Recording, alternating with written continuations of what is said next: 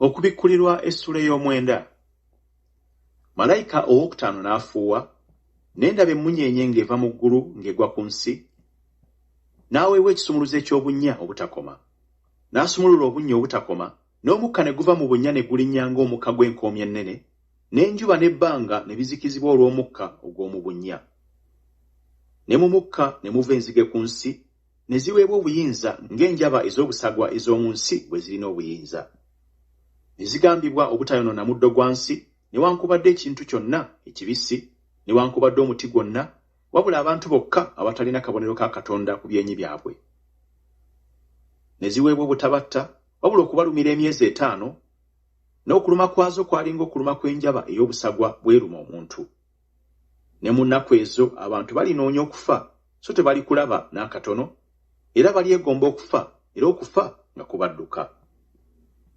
N'ebifaananyi by'enzige byafaanana ng'embalaasi ezitegekeddwa olutalo, ne ku mitwe gyazo ng'engule ezifaanana nga zaabu, n'amaaso gaazo ng'amaaso ag'abantu. Era zaalina enviiri ng'enviiri ez'abakazi, n'amannyo gaazo gaali ng'ag'empologoma. Era zaalina ebizibaawo ng'ebizibaawo eby'ekyuma, n'eddoboozi ery'ebiwaawaatiro byazo ng'eddoboozi ly'amagaali, ery'embalaasi ennyingi nga zifubutuka okuyingira mu lutalo. Era zirina emikira egifaanana ng'enjaba ez'obusagwa, n'emimwa, ne mu mikira gyazo mulimu obuyinza bwazo okulumira abantu emyezi 5. Zirina kabaka waazo malayika ow'obunnya obutakoma, erinnya mu Lwebbulaniya Abadoni, ne mu Luyonaani alina erinnya Apolwoni. Obubi obumu buyise, laba obubi bubiri nate bujja oluvannyuma.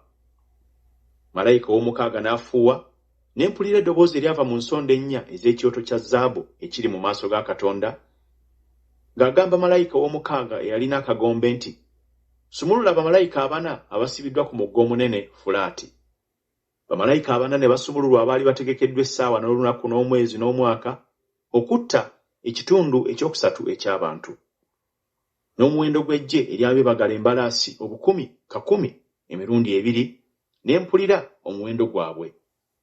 Era bwe nalaba bwe nti embalaasi mu kwolesebwa kuno, n'abo abaali bazituddeko nga bambadde eby'omu kifuba ng'eby'omuliro, n'ebyakazigizigi, n'eby'ekibiriiti, n'emitwe egy'embalaasi ng'emitwe gy'empologoma, ne mu bumwa bwazo ne muva omuliro, n'omukka, n'ekibiriiti. Mu bibonyoobonyo ebyo byonsatule, kwe kugamba nti omuliro, n'omukka, n'ekibiriiti ebyava mu bumwa bwazo, ne mufiira ekitundu ekyokusatu eky'abantu.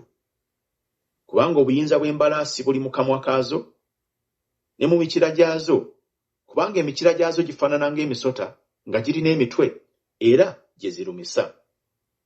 N'abantu abasigalawo, abatattibwa mu bibonyoobonyo ebyo, tebeenenya mu bikolwa by'emikono gyabwe, obutasinza balubaale, n'ebifaananyi ebya zaabu, n'ebya ffeeza, n'eby'ekikomo, n'eby'amayinja, n'eby'emiti, ebitayinza kulaba newankubadde okuwulira, newankubadde okutambula, ne bateenenya mu bussi bwabwe, newankubadde mu bulogo bwabwe, newankubadde mu bwenzi bwabwe, newankubadde mu bubbi bwabwe.